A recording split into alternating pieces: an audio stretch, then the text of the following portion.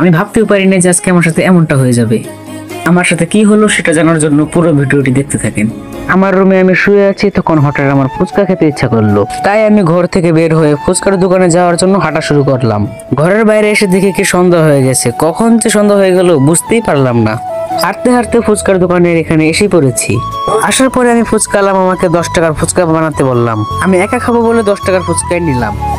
ফুচকা নিয়ে আমি বাসার দিকে হাঁটা শুরু করলাম। ফুচকাগুলো সুন্দর করে প্লেটে সাজিয়ে নিলাম। আমার কাছে ঝাল এবং লবণ কম মনে হচ্ছিল দেখে আমি একটু লবণ দিয়ে নিলাম, আর আমি বেশি করে ঝাল দিয়ে নিলাম, কারণ আমার ঝাল খেতে অনেক ভালো লাগে।